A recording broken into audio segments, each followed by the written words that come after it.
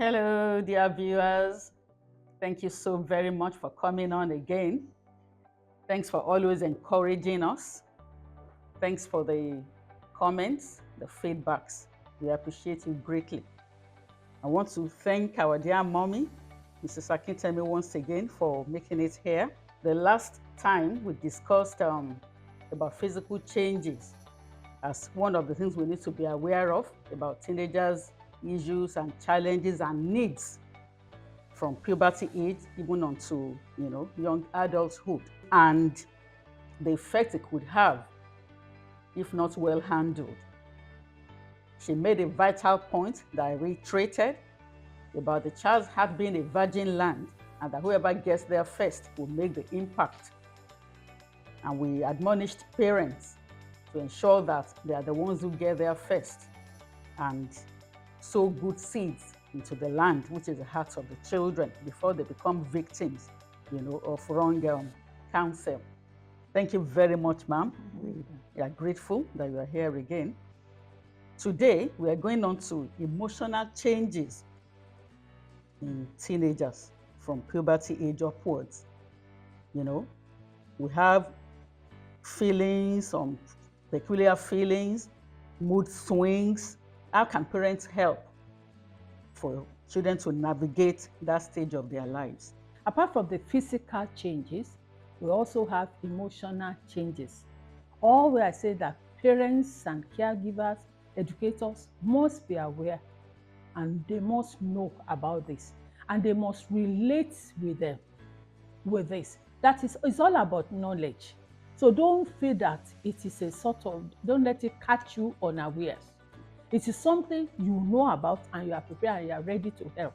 It is at this time they are neither children nor adults, but they have their own. They want to see themselves. That is, now I want to make my own. They are more affirmative. And you'll be surprised, that small child that used to say and will be saying, yes, sir, yes, mommy, yes, daddy, will start this time, start querying and say, I don't want this. This is what I want.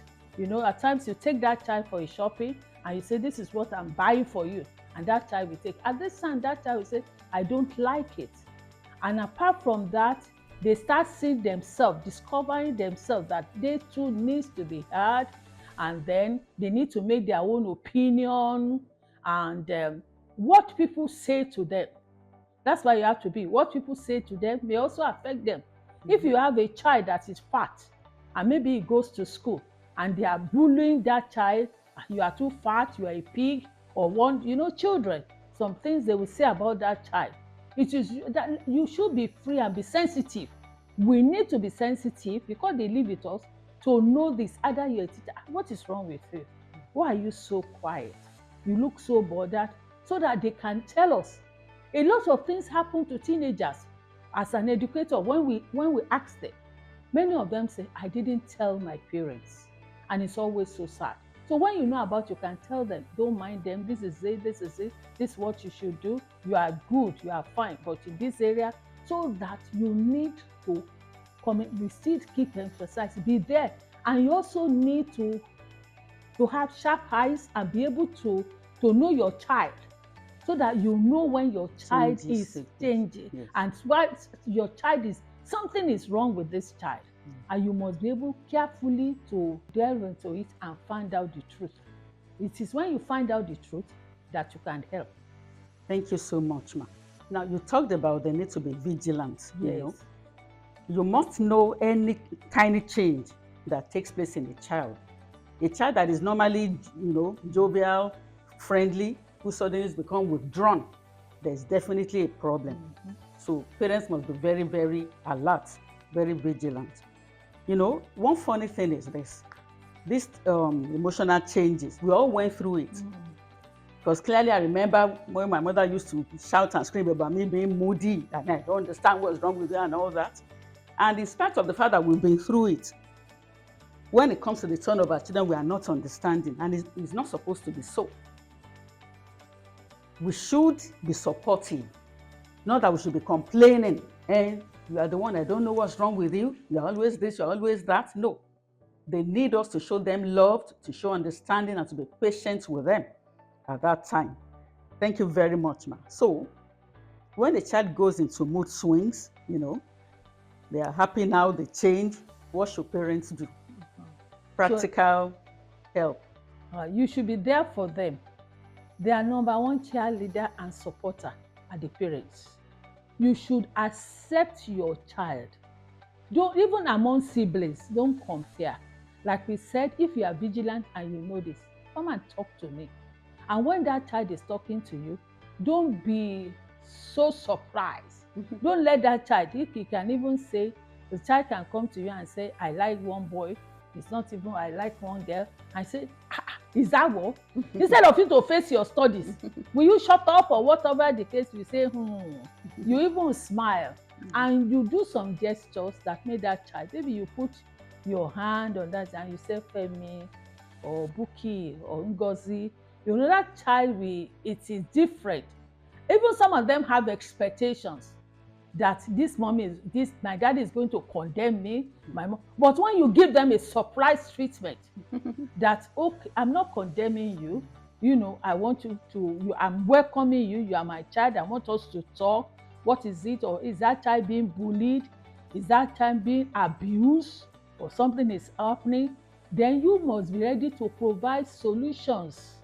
You must, but the number one thing is that we also have to learn. This is the time to learn and relearn. We cannot rely on what our parents have brought us up. Your parents, there's a distance between you, and some of us cannot even talk to our father. Generational gap. But now you need to learn and relearn that you cannot say the way they brought you up. That is one reality that a lot of parents are not aware of. It's normal. Except a child is abnormal. Okay? The only thing is that we'll come to it, we'll address it properly. We must be understanding. Like our mommy mentioned, when we were younger, there were certain things you couldn't discuss with your parents. Yes. What we had then was authoritarian parenting. But these days, the only one that would work well is authoritative. Authoritative parenting is you listen to them, then you explain to them so that you'll be on the same page. That's the way to succeed in. If you do authoritarian, you will lose them. Yes, you're and right. You can never be friends. They will just wait to leave home and then they are gone, So, and the joy of parents is, of course, to maintain good relationship with the children until very old age when we pass on by the grace of God. So, parents, be aware, be mindful of emotional changes from the puberty ages. There are a lot of questions that are going on in the minds of the children.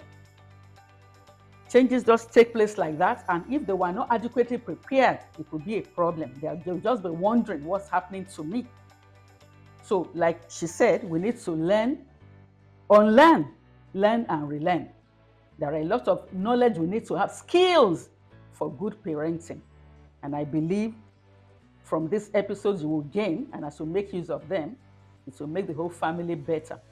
Thank you very much for joining us. I remind you, if you are yet to subscribe, please do so. Thank you. Like, share. We are waiting your comments, please. We are ready to answer any question. Whatever is bothering you, whatever is the issue with that child, please open up. That's why we're here, to ensure that our children turn out right and that they turn out the very best that it can be. Thank you. See you once again. Thank you, ma'am. See you again. Thank you so much. Bye. Pleasure. Yeah.